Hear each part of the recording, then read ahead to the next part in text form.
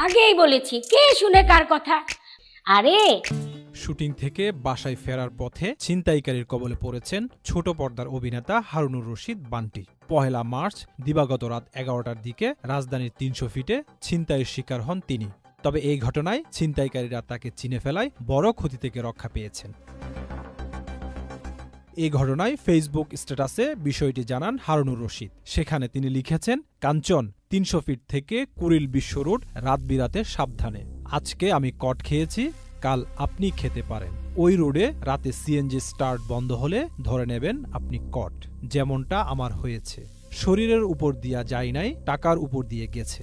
নাটক করি বলে মোবাইলটা দিয়ে গেছে। ধন্যবাদ ছিনতাইকারী ভাইয়েরা। পরের ঘটনা উল্লেখ করে হারুন বলেন, ছিনতাইকারীদের মধ্যে একজন আমাকে চিনে ফেলে। ওই ছেলে সঙ্গে থাকা তার সঙ্গীদের বলতে থাকে, উনি তো নাটক করে, ওনার মোবাইল নিলে ঝামেলায় পড়ব। এরপর ওরা মোবাইলটি ফেরত দিয়ে মুহূর্তের মধ্যে সে জায়গা ত্যাগ করে। আমি ৩০০ ফিট কাঞ্চন ব্রিজ যেটাকে বলে, ওইখান থেকে একটা সিএনজি নিলাম। আমি যাব হলো কমলাপুর স্টেশন। সময় 10 মিনিট কম, রাত 11টা। সিএনজিটা 5 মিনিট কন্টিনিউ করার পর রাস্তার বাম পাশে একটা অন্ধকার মতো একটা জায়গায় হঠাৎ করে গাড়ির স্টার্ট বন্ধ হয়ে গেল। তো গাড়িটা সে সাইড করলো। আমি বললাম, কী ব্যাপার, কী হলো?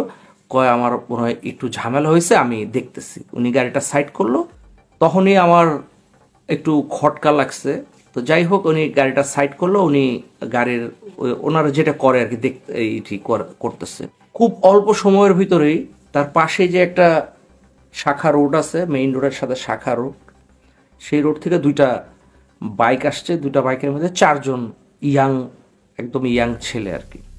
তো আইসা ওদের 2 জনের হাতে, মানে পিছনে যারা বসা ছিল তাদের 2 জনের হাতে চাপাটি টাইপ, একটা তো চাপাটি আর একটা চাপাটি টাইপ আরো লম্বা।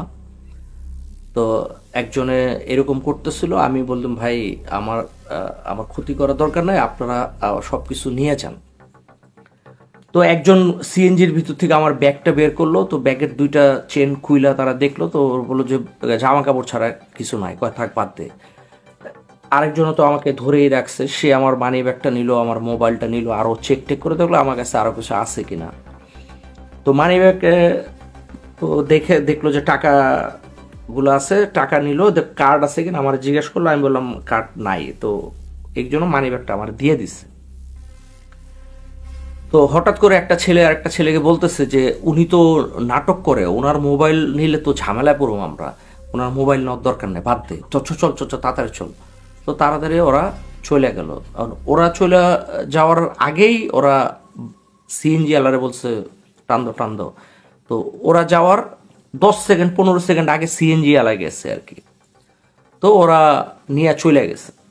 তো চলে যাওয়ার পরে মানসিকভাবে আমি অনেক ভয় পেয়ে গেছি আর কি। মানে হারুনুর রশিদ আরও বলেন, এইসব ঘটনা আগে মানুষের কাছ থেকে শুনতাম, আজকে নিজের সঙ্গে ঘটল, যেন ট্রমায় চলে গেলাম।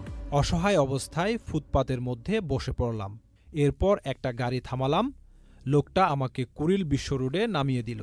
সেখানে একটা বিকাশের দোকান থেকে টাকা তুলে সিএনজি নিয়ে বাসায় ফিরলাম।